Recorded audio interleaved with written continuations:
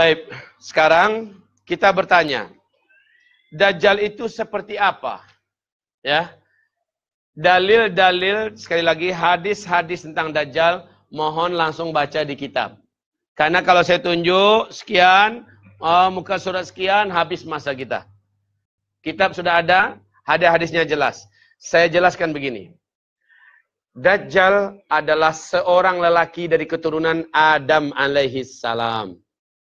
Orang biasa. Dia satu di antara 5 makhluk Allah yang Allah abadikan umurnya. Jadi makhluk yang Allah abadikan umur, iblis, seluruh malaikat, Dajjal, Ya'juj dan Ma'juj. Yang kelima adalah Nabiullah Isa alaihi salam. Tidak usah kita uraikan siapa bapaknya Dajjal, siapa maknya Dajjal. Itu tak penting buat kita. Kalau terasa penting, baca kitab. Ada di situ. Nah, ibarat Allah yang kami muliakan. Dajjal ini, secara fisik, kata Rasulullah, dia lebih pendek dari kalian sedikit. Ya. Dajjal ini secara fisik, dia lebih pendek daripada kalian sedikit. Orang Arab itu sebenarnya tidaklah tinggi-tinggi sangat. Hanya kira-kira macam kita lah, aslinya ya. Tidaklah tinggi-tinggi sangat. Arab yang asli itu adalah, Arab yang asli itu macam kita. Macam kita. Dan Nabi mengatakan Dajjal itu nanti akan lebih pendek dari kalian sedikit. Lehernya lebih panjang daripada kalian. Bahu kanan dengan bahu kirinya saling berjauhan. Dadanya lebar. Dan full daging. Bukan berlemak ya. Full daging. Tubuhnya sekel. Macam orang yang sering main gym. Ya, full daging. Lehernya lebih panjang, bahunya berjauhan, dadanya lebar. Kemudian kata Rasulullah, bahu kiri dengan bahu kanannya miring sebelah. Rambutnya keribu. Tahu keribu? Keriting, tapi keritingnya keriting macam halus betul gitu ya. Rambutnya keribu. Kemudian Rasulullah mengatakan warna kulitnya gelap tapi pucat mayat. Gelap tapi pucat, macam pucat mayat. Kedua bola matanya, awas, orang mengatakan Dajjal itu satu bola mata saja. Tak sahih itu, tak benar. Yang benar dia punya 2 bola mata. Di tempat yang sama, macam kita.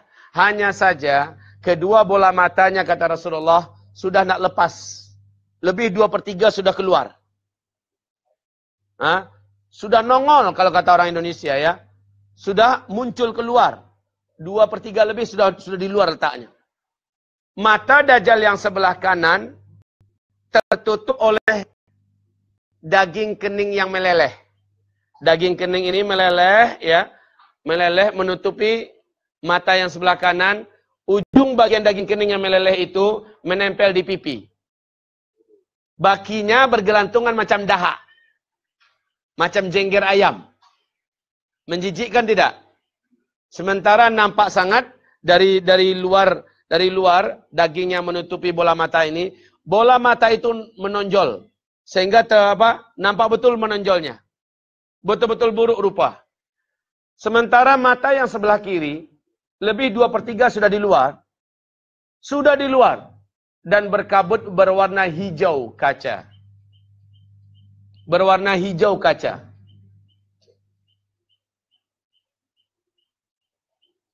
Kaki Dajjal, bila ia berjalan, kata Rasulullah, maka jempol kaki kanan dengan jempol kaki kirinya saling berdekatan, kedua mata kakinya saling berjauhan. Sudah terbayang? Buruk tidak bentuknya? Buruk ya? Tapi ketahuilah, Rasulullah mengatakan, Dajjal kemanapun dia pergi, wanita-wanita cantik yang sangat cantik mengelilingi sekitarnya. Kemanapun dia pergi. Buruk rupa, tapi semua wanita cantik ada di sekelilingnya.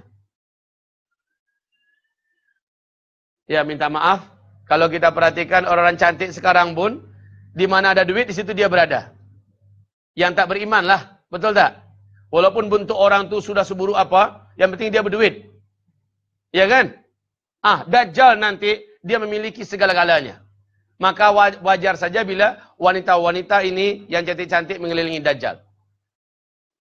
Ibarat Allah yang kami muliakan. Rasul mengatakan sallallahu alaihi wasallam, ada sebuah riwayat yang sangat panjang. Bila nak baca riwayat itu, riwayat ini terkenal. Coba buka muka surat 797. Bagi tanda dulu yang sekarang ini, yang 18. Sekarang buka 797.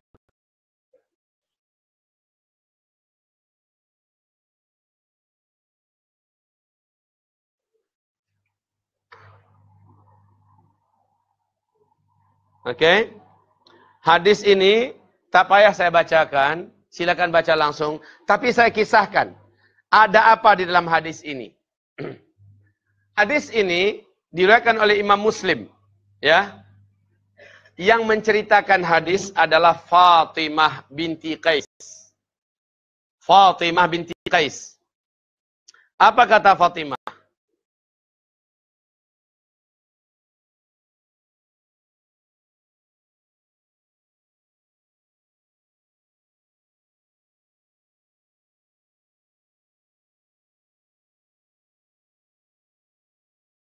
Nasrani.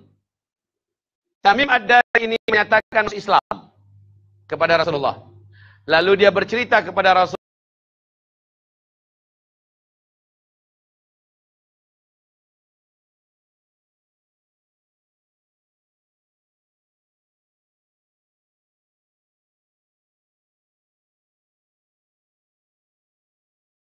Di tengah laut Yaman, diombang-ambingkan oleh ombak laut setinggi-tinggi bukit. Kami tidak mampu mengendalikan kapal. Hujan lebat, angin kencang, petir menyambar-nyambar, langit sangat gelap. Kami tak kuasa mengendalikan kapal. Lalu kami terdampar di sebuah pulau di tengah laut Yaman. Kami tak tahu apa nama pulau itu. Dan kami belum pernah melihatnya sebelumnya. Kami tunggu hari siang. Lalu kami turun dari kapal.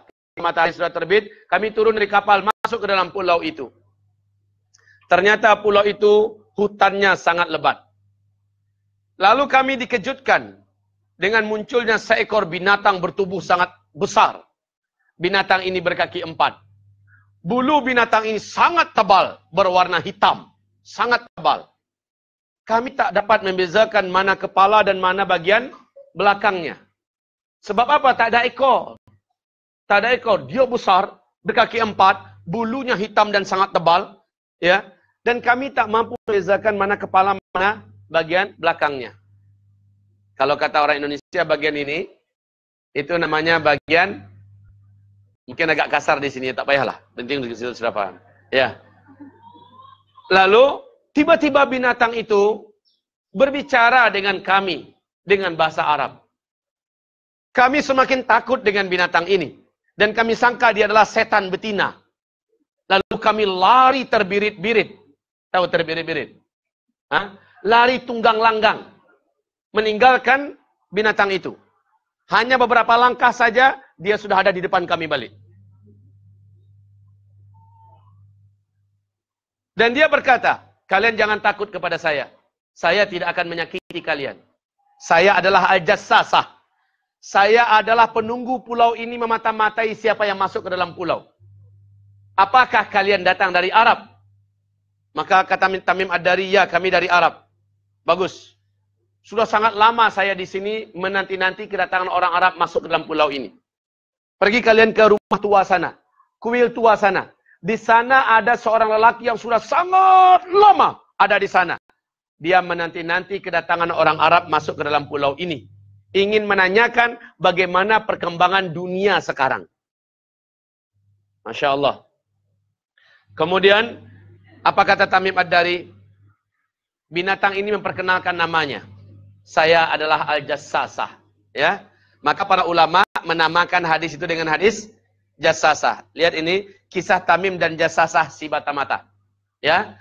Kemudian, kami pun lari ke arah kuil tua yang ditunjuk oleh Jassasah ini. Sesampainya kami di kuil tua, mata kami terbelalak, mulut ternganga. Ada apa? Kami menyaksikan sebuah pemandangan yang dahsyat di hadapan kami. seorang lelaki bertubuh sangat gompal, sangat kuat, sedang dirantai kedua kakinya dengan rantai besi yang sangat besar dan berat. Dan rantai itu menyambung ke kedua tangannya, juga dirantai dengan rantai besi yang sangat besar dan berat. Dan juga langsung menyambung ke lehernya, dibelenggu lehernya, sehingga dia tak mampu bangkit. Dan kami berkata, "Laka, siapakah engkau kiranya?"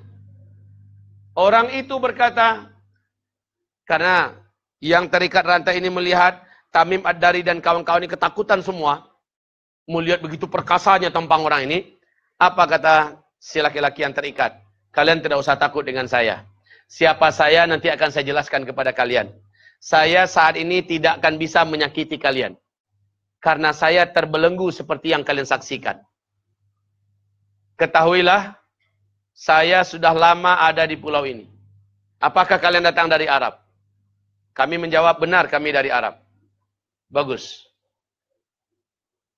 Jawab pertanyaan saya. Di Arab apakah sudah muncul seorang lelaki ummi yang mengaku-ngaku sebagai nabi dan rasul penutup? Sudah muncul apa belum? Namanya si Ahmad. Maka dijawablah oleh Tamim Ad-Dari dan kawan-kawan, "Iya, orang itu sudah muncul saat ini di Arab."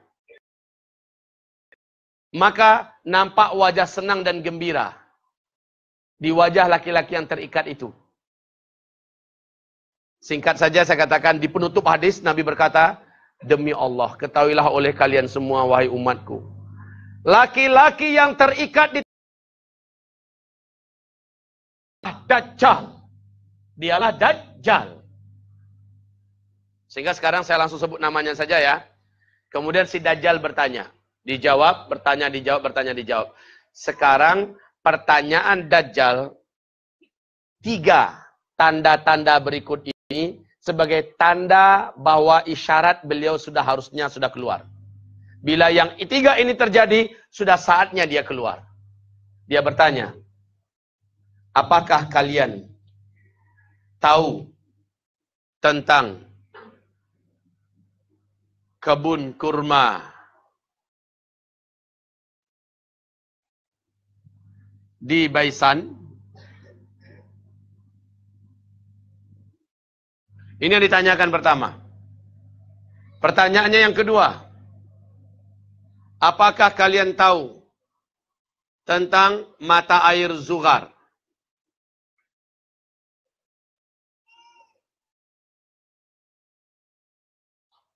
Pertanyaannya yang ketiga, "Apakah kalian tahu tentang Danau Tiberias?" Danau atau Tasik.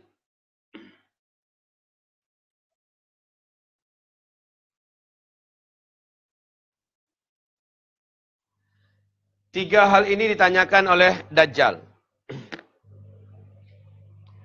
Tamim dan kawan-kawan berkata, "Ya, kami tahu." Dan ketahuilah, ketiga-tiga ini letaknya adalah di negeri Syam. Syam. Di mana Syam? Syam di mana? Syam adalah 1, Palestina. Palestina. 2, Syam adalah Syria.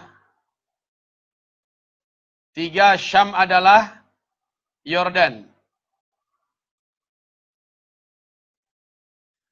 4, Syam adalah Lebanon.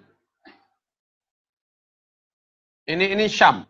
Yang dimaksud dengan Syam sekarang adalah 4 negara ini. Palestina, Syria, Yordan, dan Lebanon. Apakah, dan ketiga-tiga ini, kebun kurma di Baisan, mata air Zughar, dan danau atau Tasik Tiberias. Kami menjawab, "Kami tahu." "Apa yang ingin engkau tanyakan?" Si Dajjal bertanya, "Bagaimana dengan kebun kurma di Baisan? Apakah sekarang masih berbuah?" Dijawab oleh Tamim Ad-Dari, "Oh, buahnya sekarang sedang lebat-lebatnya, sedang banyak-banyaknya." Ketahuilah, kebun kurma di Baisan itu letaknya adalah di perbatasan Yordania dengan Palestina. Ya, di perbatasan antara Yordania dengan Palestina. Ini termasuk kurma yang paling enak.